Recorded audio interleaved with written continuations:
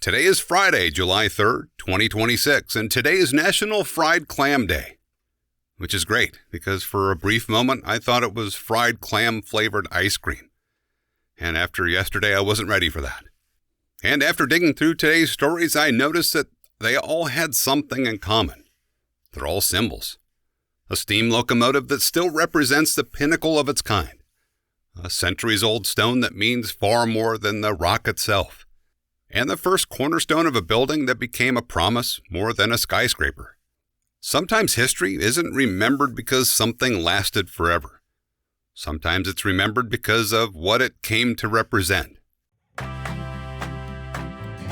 Welcome to Wait, That's Random, This Day in History. I'm C.L. Burns, voice actor, audiobook narrator, and your reasonably calm guide through humanity's long history of strange decisions. On July 3, 1938, a British steam locomotive named Mallard reached 126 miles per hour. To this day, it remains the fastest steam locomotive ever built. Now, 126 miles per hour might not sound especially remarkable today. Modern passenger trains can travel well over 200 miles an hour. High-speed rail in countries like Japan and France go even faster. So why does Mallard's record still stand? Because almost no one was trying to beat it. Steam locomotives were approaching the end of their reign. Diesel engines were becoming more practical. Electric trains were proving to be faster, cleaner, and easier to maintain. In many ways, Mallard represented the absolute peak of a technology that was about to be replaced. That's part of what makes the story so fascinating.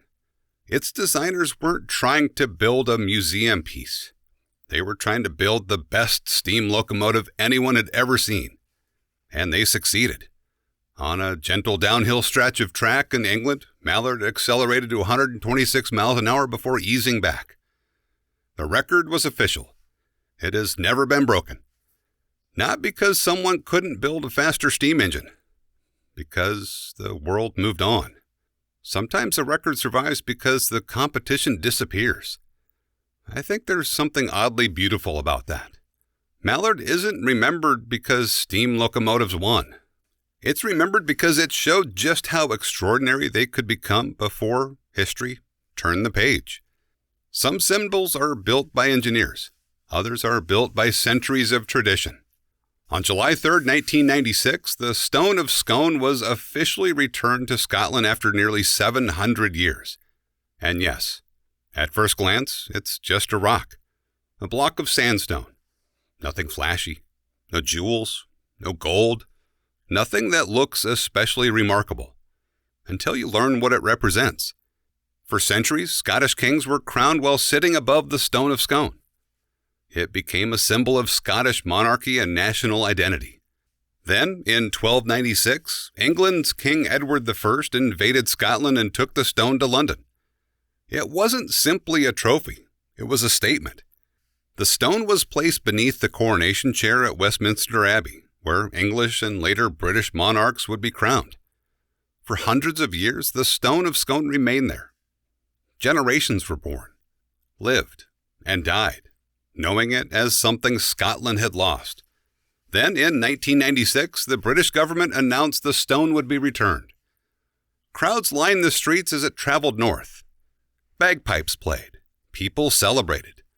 Not because a rock had crossed the border, but because a symbol had come home. Today, the Stone of Scone is displayed in Scotland. When a future British monarch is crowned, it will temporarily return to Westminster Abbey for the ceremony before going back again. I've always found that fascinating. History isn't only about objects. It's about the meaning we attach to them.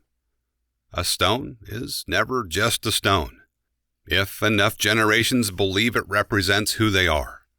And our final story proves that symbols aren't only inherited, sometimes they're built, one cornerstone at a time. On July 3, 2004, the cornerstone was laid for what would eventually become One World Trade Center. Now, when people hear that name, it's almost impossible not to think about September 11th. But I don't want this story to be about destruction. I think it's more interesting to talk about what came afterward. After one of the darkest days in American history, there were countless discussions about what should happen to the site. Should it become a memorial? Should it be rebuilt? If so, what should rise there? The answer eventually became both. The memorial would honor the lives that were lost, and a new tower would stand nearby. Not to erase what happened, but to show that the story wasn't over. On July 3, 2004, workers placed the cornerstone. It was a quiet moment compared to the headlines that had come before. No dramatic ceremony, no defining speech that everyone remembers. Just the first physical step towards something that would take years to complete. Today, One World Trade Center stands at 1,776 feet tall. That height wasn't chosen by accident. It was a deliberate reference to the year of American independence. I love details like that. Someone realized a building could communicate an idea without saying a word. It's easy to remember moments of destruction because they're dramatic. Rebuilding is different. It takes patience, planning, thousands of people doing ordinary work over many years. Maybe that's why rebuilding doesn't always get the same attention. But without it, history would only tell half the story. And while looking back over today's stories, they all became symbols of something larger than themselves. A train, a stone, a skyscraper. Which makes today's birthday feel like a surprisingly good fit, because he's a symbol too. Born on July 3, 1962, Tom Cruise has become one of the last true movie stars. Not just a successful actor, a movie star. The kind of performer whose name alone can still convince people to buy a ticket. Over the course of more than 4 decades, he has starred in films like Top Gun, Rain Man, A Few Good Men, Jerry Maguire, Minority Report, and the Mission Impossible series. But if you ask most people what makes Tom Cruise different, it probably isn't a specific movie. It's the fact that he insists on doing so many of his own stunts. He's hung from the side of airplanes, climbed the outside of the Burj Khalifa, learned to fly helicopters, performed high-speed motorcycle jumps, and somehow, the biggest running joke of his career is simply the running. Seriously, once someone points it out, you'll start noticing that Tom Cruise seems to sprint through almost every movie he's ever made. At this point, it almost feels like the audience expects it. But beneath the joke is something I genuinely admire.